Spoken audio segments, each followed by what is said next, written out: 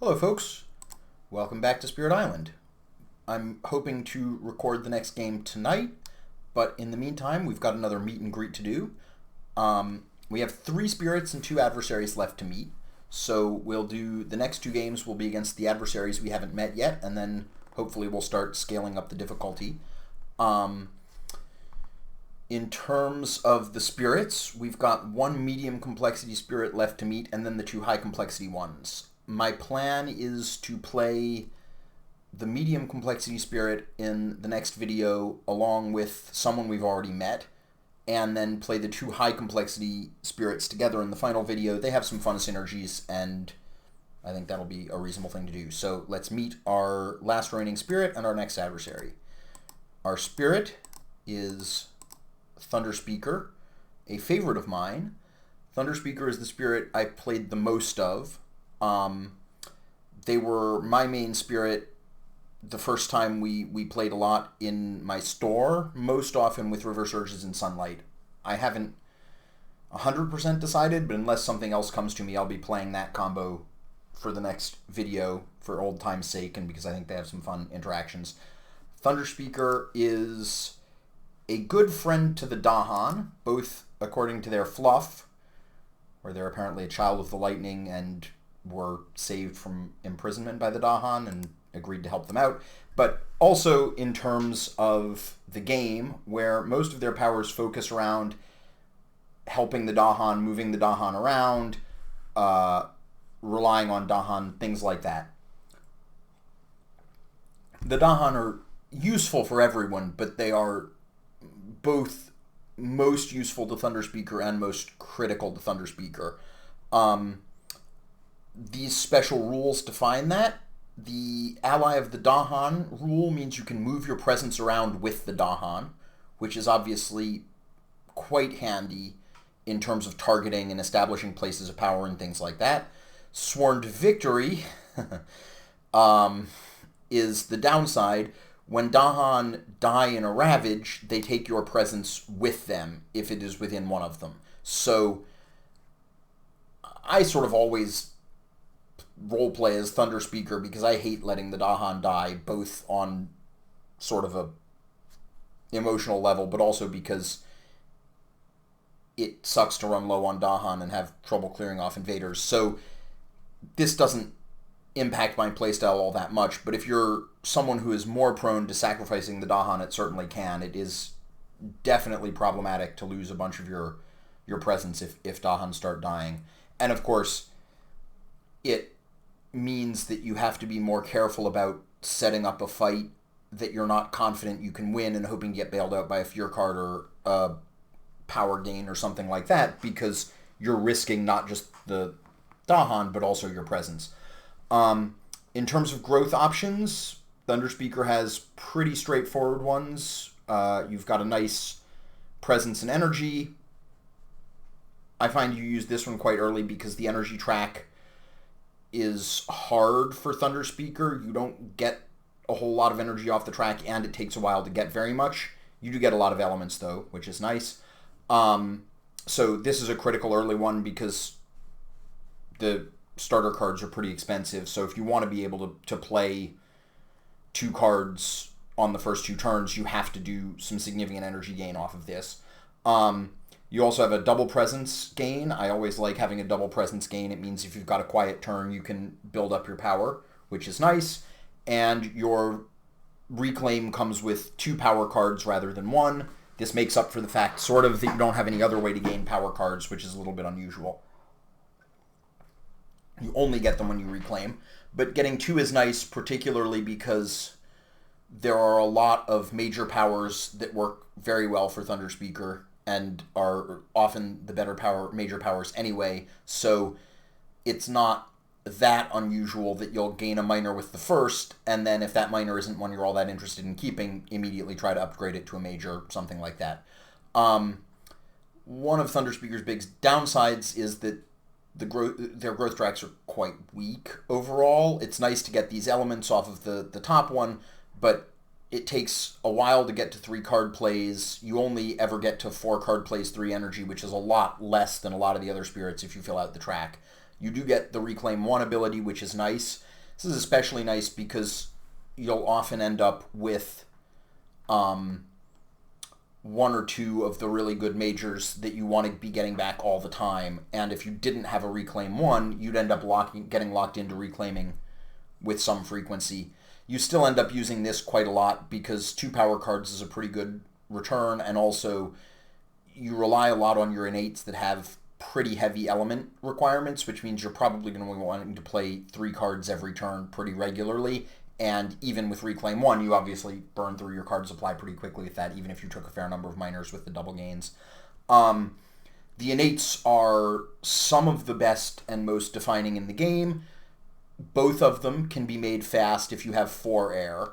You unlock air very early on the energy track. Since it comes before getting 2 energy per turn, you tend to hit it pretty quickly. Sometimes you just run up this track to the Reclaim 1 ASAP, but I find more often you end up going like, these are your first 3 grows so that you get something like an energy economy on, and then you rush to the Reclaim 1, and that gives you an air pretty quickly.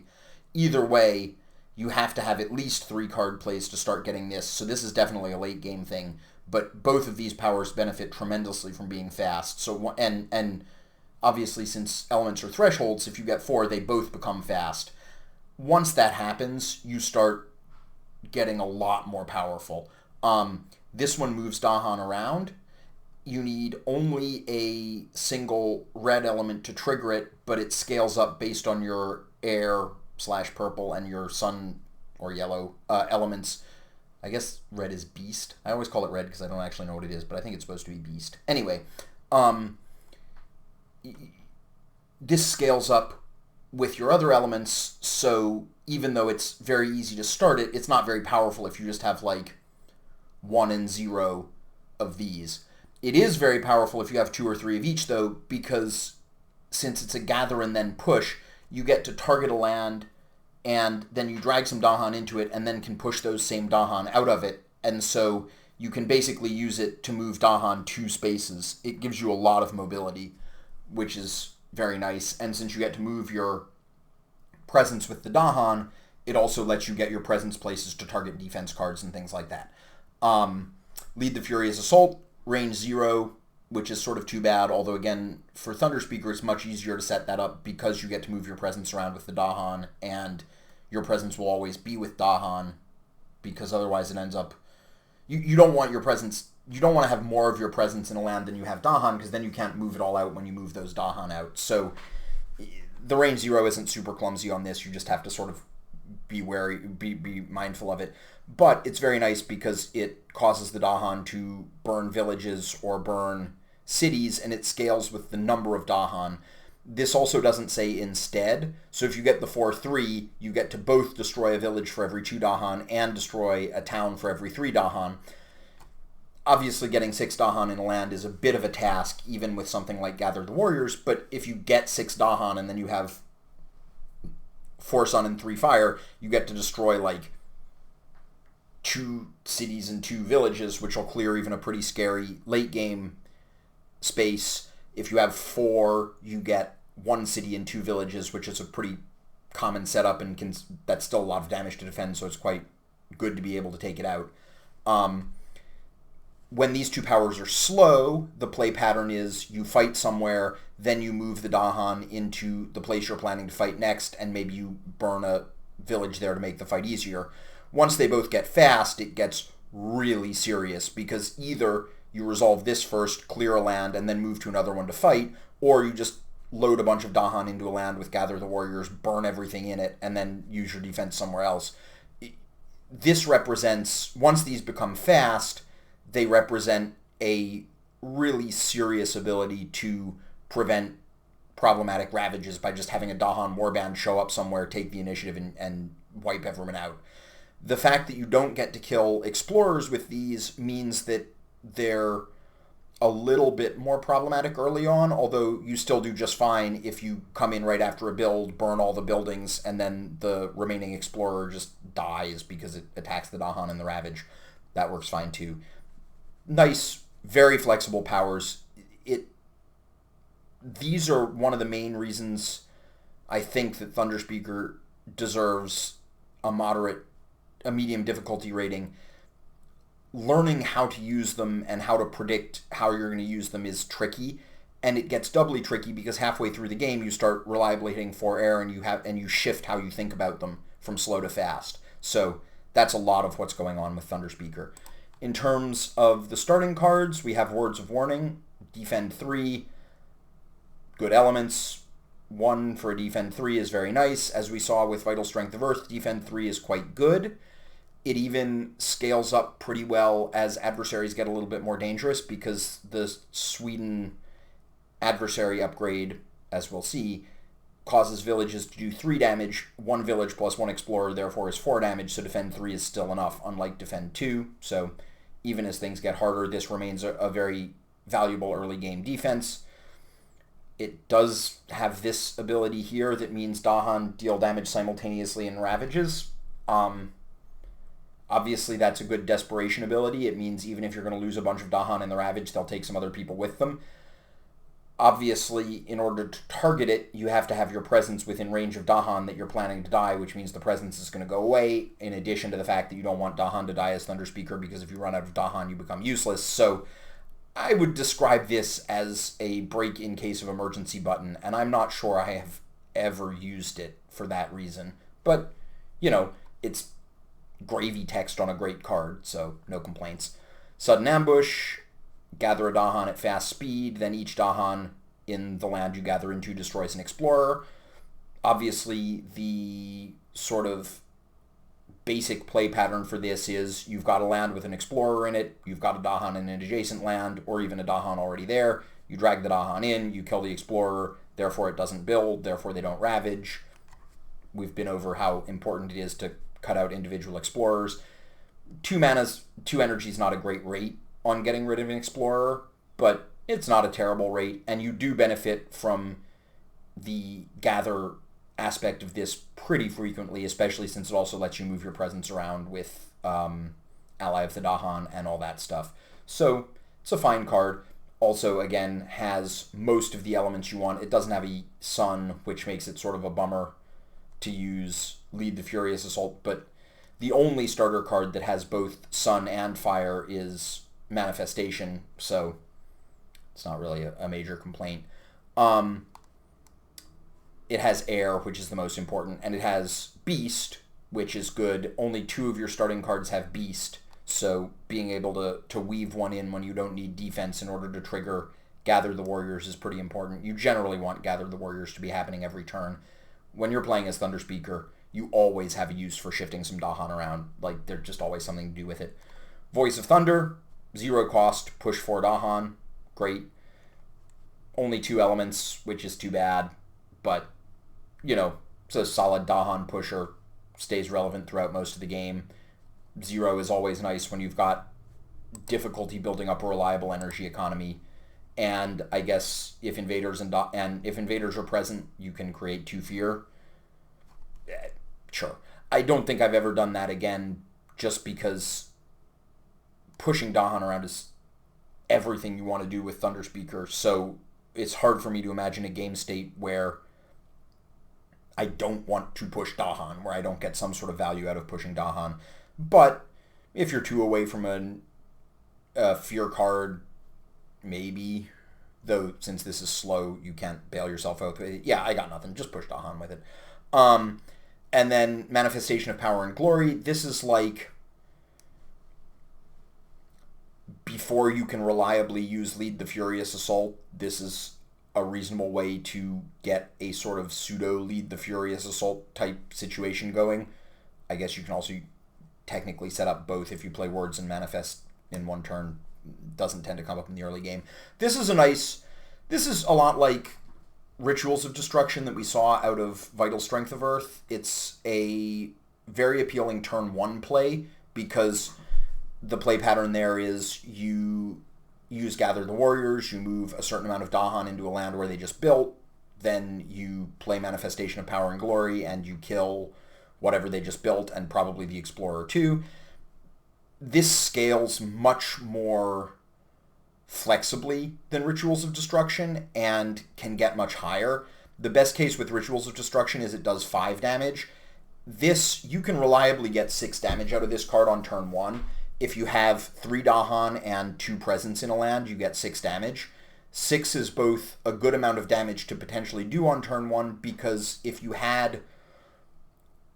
the invaders explored into one of the lands that starts with a city on it on turn 1, they'll explore in, then they'll build, then at the end of turn 1, in the slow phase when you'll be playing this, they have a city, a town, and an explorer in one spot.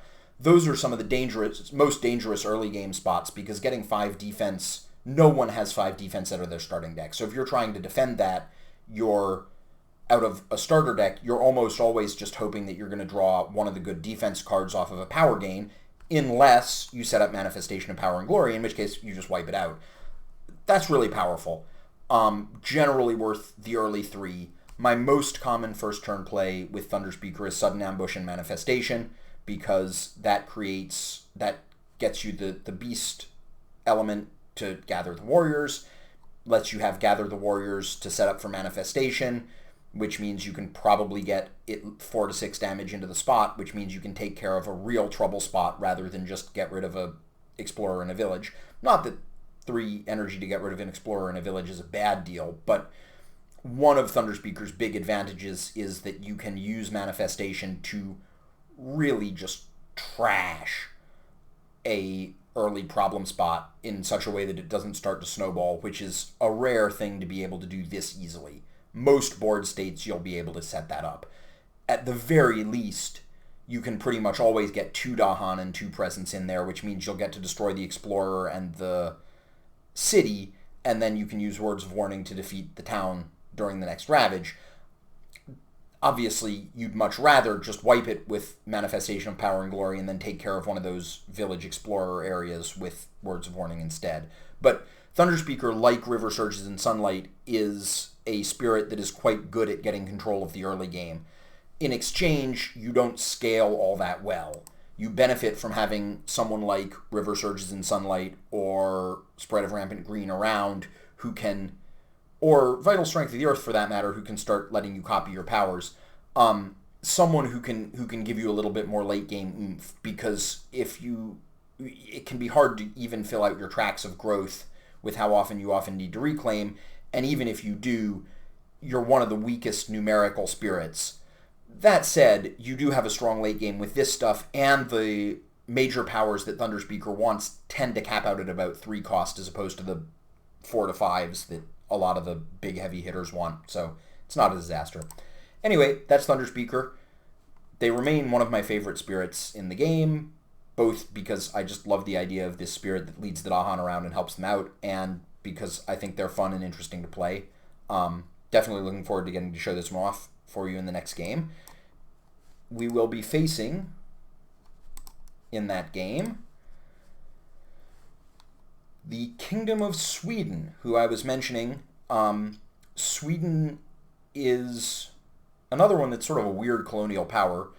I guess Wikipedia claims that this is set during an alternate history 1700s, and that makes some sense. That's when Frederick the Great was leading historical Sweden to European continental glory. I also heard a rumor somewhere that the titular Spirit Island is supposed to be somewhere in the Baltic, which, for those of you who had a American public education but haven't played tons of grand strategy games that made up for it, no judgment.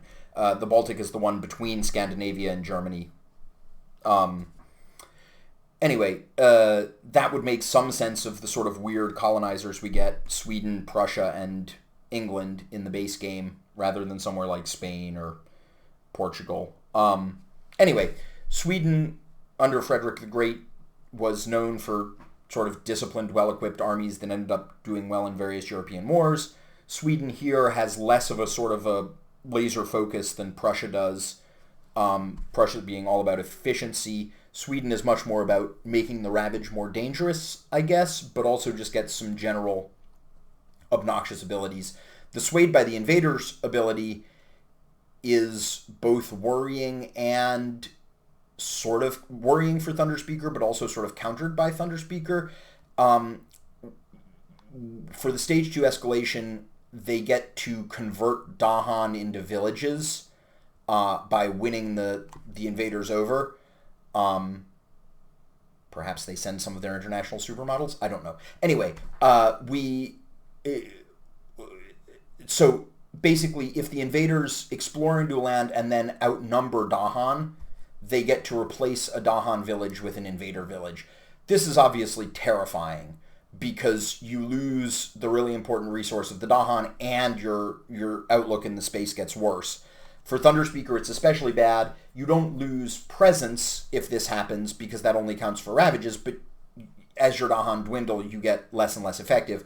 On the other hand, Thunderspeaker is also much better at avoiding this than some spirits because they're so good at moving the Dahan around that you can tend to get big clumps of Dahan that have trouble getting outnumbered by the invaders. So that's an interesting consideration for the upcoming game. Then in terms of the escalation levels, I think that's what they're called. Anyway, in terms of the higher level difficulties, you get heavy mining, which means you get extra blight if you take at least 6 damage during a ravage. Normally, 6 damage in a ravage means village, town, city, which is a pretty easy thing to have coming up. Now, the additional blight doesn't destroy additional presence or cause additional cascades, but it still means you get into Blighted Island much faster, which can get pretty annoying. This is a moderately annoying ability. You can offset it with defense cards, so it's also sort of an interesting ability because it rewards you sometimes for playing defense, even if it won't save the whole ravage, because it'll save this trigger. So that's sort of interesting. Population pressure at home, that just creates extra cities at the start. Obviously, this interacts with heavy mining poorly because it means once they explore into a land with a city and then build there, if you don't derail that process, they're going to double blight you. Then I would say the critical ability is this 3-level Fire and Steel for tools and guns, which makes their settlements more dangerous. This really influences who you want to play against Sweden if they're at level 3 or higher. You look at the sort of key defense number you're producing, and this ability can really influence how good it is. So someone like Spread of Rampant Green with the passive ability that makes 2 defense gets a lot weaker because you have to deal with the Explorer in order to be able to stop a village from ravaging you successfully with that passive ability. Thunderspeaker, not so bad, and because the key defense number early on is Words of Warning, which does defense 3, so the extra point on the villages doesn't make much difference. And the other spirits that don't care as much are the ones that get flat pushes or destroys for things without having to rely on actually defending. So things like Lightning's Swift Strike, River Flashes and Sunlight, things like that. This is also an ability that makes me wish that the game showed you what was going to happen in the Ravage in terms of numbers, because it's easy to forget about and screw yourself up. Or it just means the math is less instinctive. The good news is I went and pressed the link to suggest changes and was going to suggest things like, oh, you should give Ravage previews and it'd be nice if setup were easier to see, and those were all already in their planned changes. So hopefully by the time many of you are watching this, they will have already made those changes and the game will be even better. We're probably going to be playing on Sweden 3 this time. It's a good sort of medium escalation from where we've already been, and we get to see this critical power. But since I don't plan to go over the whole card again in its own zoom-in, we'll take a look at the future ones. This adds yet more starting towns. This makes successful ravages even worse by adding villages to towns that don't have blight when you get successfully ravaged and blighted in a place. And then this one is the other big one,